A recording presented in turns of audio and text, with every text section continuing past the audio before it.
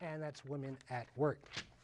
All right, speaking of women at work, you know, this is probably a good program for ladies tonight, but fellas, we encourage you to watch too. But tonight, our conversation will kind of now go into the fact of how women can empower themselves, how women can decide, develop, make their own decisions, perhaps even open up their own businesses. I came across a friend of mine from the past. We met at, as a matter of fact, Billy Mitchell's SAPA program, Gail Lara, and she has an organization called Made in the Valley. The Valley Girls Grew Up. And good evening, Gail, and welcome. Hi, Stuart. How you doing? Good to see you again. Likewise. Your mission statement, to enable local businesswomen and their communities to thrive. Can you expound on that a little bit? What does that really mean? It's giving women the opportunity to start a business that they've thought about for many years. And there are so many supports in place today, networking groups and classes that they can take, and women just networking and mentoring each other. And that's what that means. It means enabling them to actually start a business and have it work out. In these financial and economic times, women, men, but especially, we have a lot of single mothers that have lost their jobs and probably are trying to figure out how they get to the next level. You have a quote, "Success comes when you believe in yourself first, so that others may follow." I think that's great. Mm-hmm. And that's exactly what you need to do. You need to conquer your fear and embrace your confidence and just do what you were meant to do. It's about finding your gifts and just starting a business based on your passion, something you really love to do. And when you discover that and you start sharing that with others and giving them the benefits, that's what I mean about cares, shares, and gives. Women are discovering that instead of pushing goods and marketing, they really are just sharing their gifts. We're going to speak with two ladies in just a little bit about that are within your organization that are from Pasadena. That is one of the great things about our program. We try to focus on people of Pasadena and Pasadena. But first, I'd like to show a little video clip that you bought that kind of explains in a little more detail about Made in the Valley, the Valley Girls Grew Up. Nathan, if we could go to that clip, please. Women are underrepresented among business owners around the world. In Los Angeles, California, a business concept has been developed to empower and encourage women entrepreneurs. Made in the Valley. I am Gail Lara, and I have a company called Made in the Valley. The Valley Girls Grew Up. And Made in the Valley is a catalog program for entrepreneurial women's products. And what I have found with this is I'm able to meet women and just explore what they have inside, what their gifts are.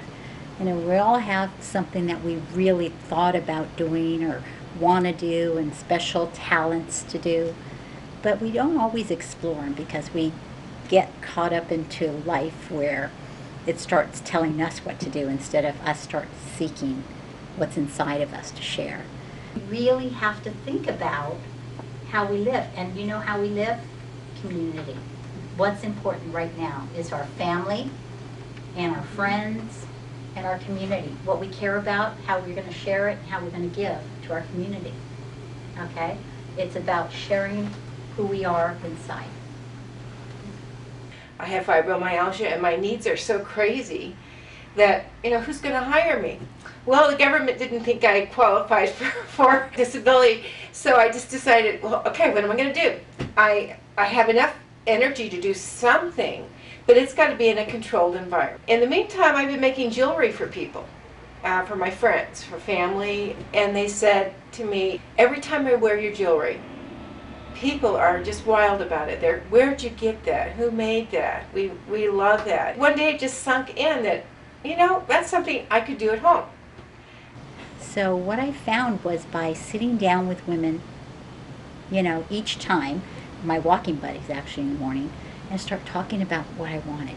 You know, what is out there, and creating it, the more I talked about it, the more life it became. Made in the Valley is about getting yourself and being who you want to be and figuring it all out and marketing like a woman. You know, we're marked 70% of the goods bought and sold are bought by women.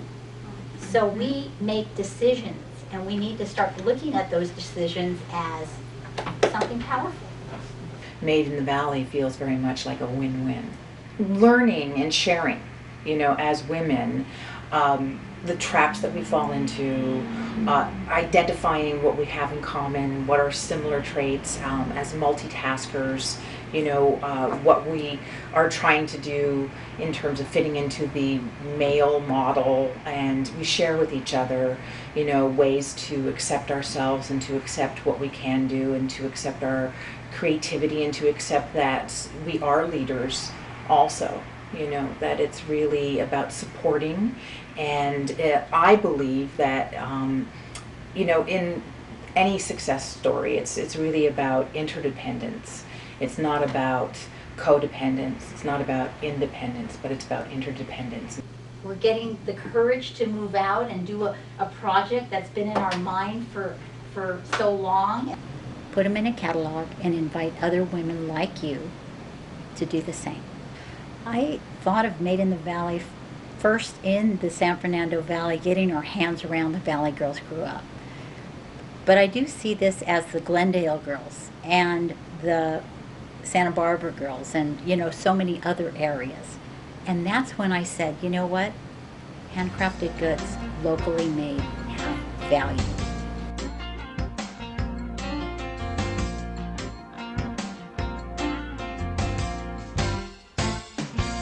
Made in the Valley. Made in the Valley Girls Grew Up. Where did that Valley Girls grow up or grew up as your... I'm glad you asked me that. It's really women today, they're growing up inside, no longer focused on fixing their flaws. They've conquered their fear, they've embraced their confidence, and they're moving forward with something they want to do, their own business. How do you come across some of these exceptional women, and what kinds of backgrounds do they come from? You know, they come all different ways. It's word of mouth. I'd meet them at networking groups. They call me because we've had quite a bit of press. And then they tell me a little bit about what they do. And it's just about learning the passion that they have. That's the key ingredient. They have to have passion for what they do. It's not like, oh, I have to do something, or I'm not working right now. It's really about discovering your gifts, being passionate about it, and moving it forward.